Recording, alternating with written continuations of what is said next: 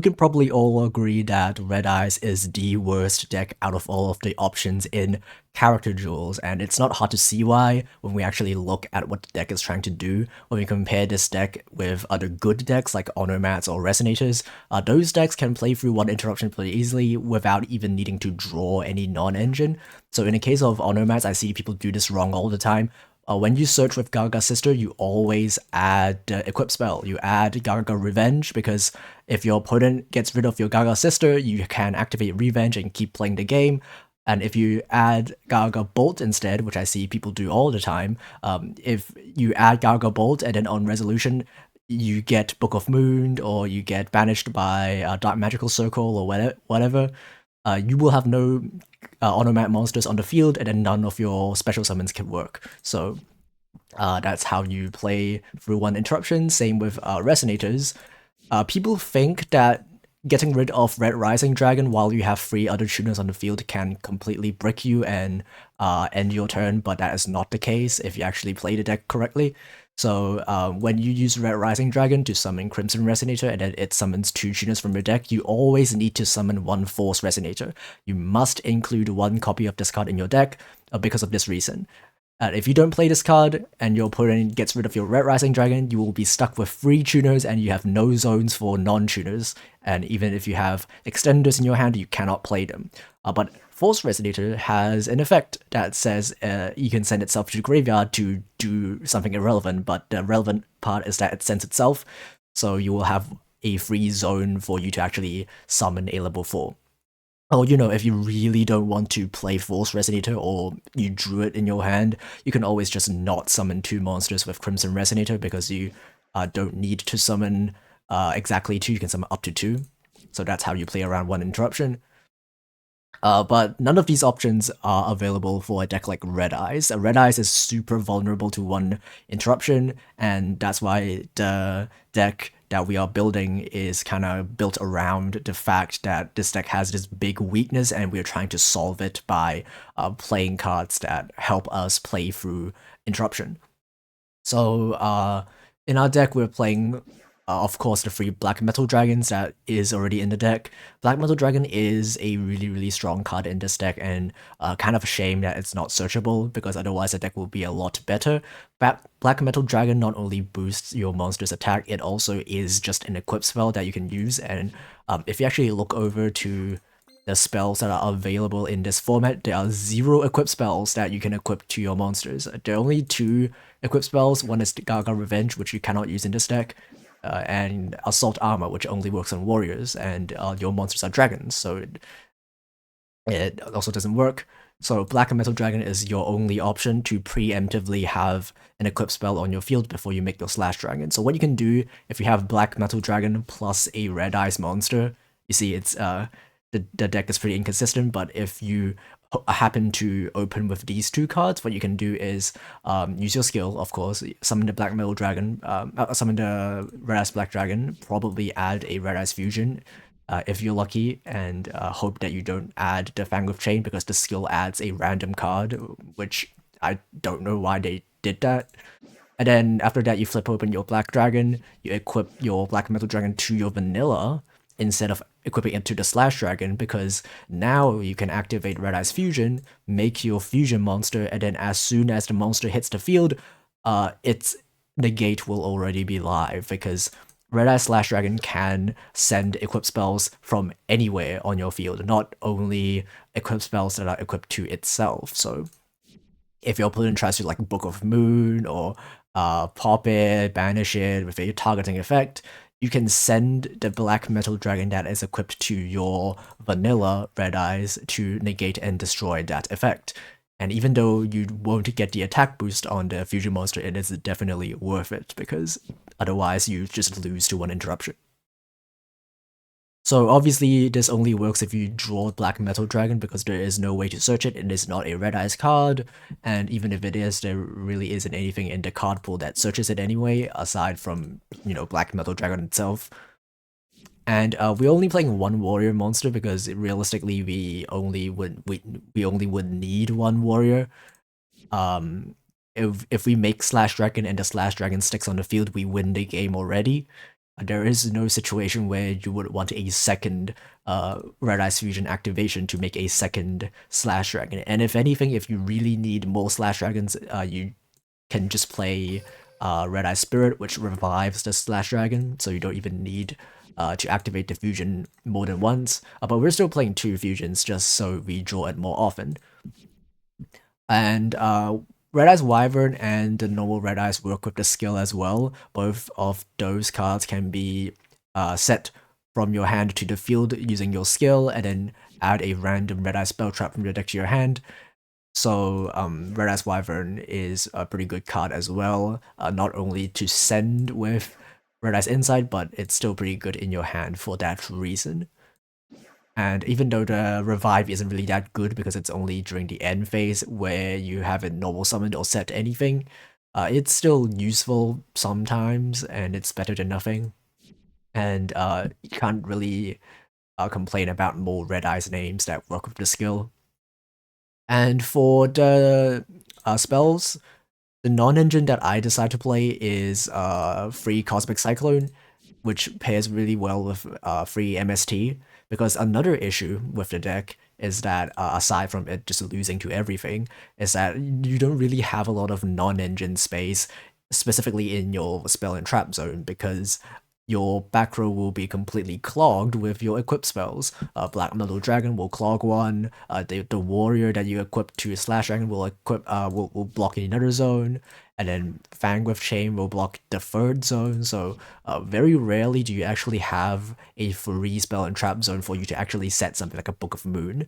So instead of doing that, we're just gonna play all in on back row removal, which not only doesn't really take up a space because when you go second, you just activate it from your hand. You can also use it to ensure that your Slash Dragon doesn't get interrupted as soon as it hits the field. So we're doing that, and for the spells, we're playing 2 Red Eyes Fusion. We really don't need 3 copies because it's searchable, and also we pretty much only use a single copy per game, so no reason to play more than 2.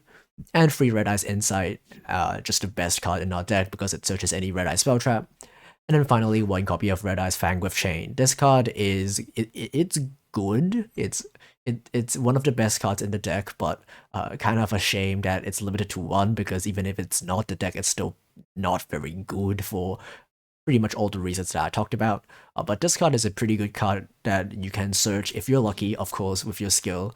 You can search this card to act as an interruption, because you can equip your opponent's monsters to your Slash Dragon or your vanilla Red Eyes if you like, to not only get rid of it, but also gain an additional equip spell for you to send later on for a negate. So if this resolves and your Slash Dragon sticks on the field, you can win the game. But getting to that position is obviously not very easy in this deck. The extra deck is unchanged.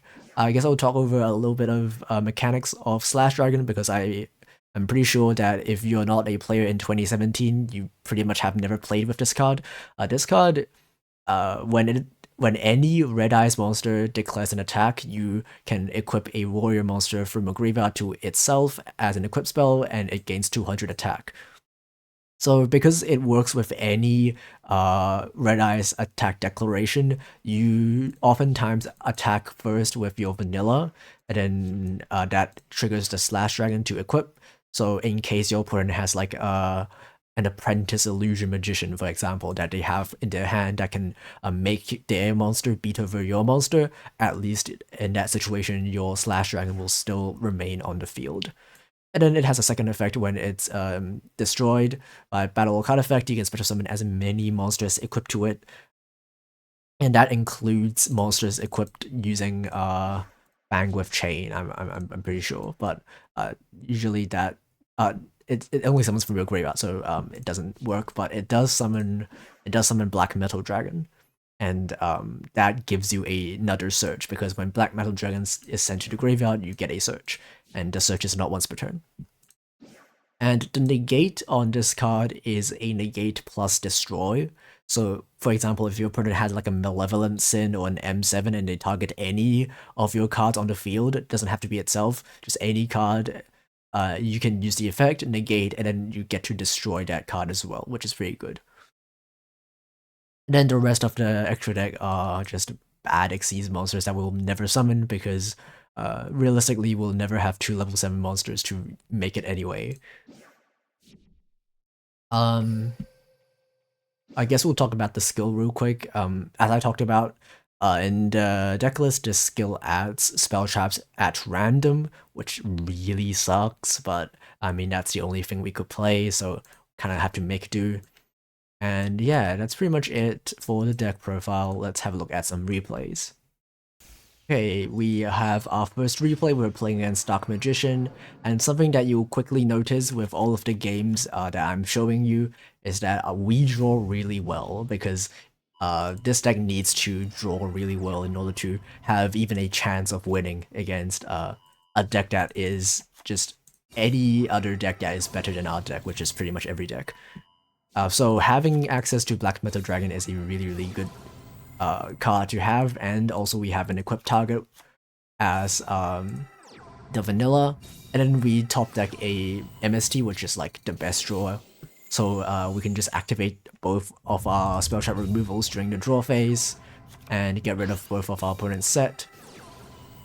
And because we have the Black Metal Dragon, even if we don't have the MSTs and Cosmics, we can still play through his board because we can negate the Dark Magical Circle, but having the back row removal just makes sure that we have the Black Metal Dragon for the attack boost or to negate the effects later on when we end our turn.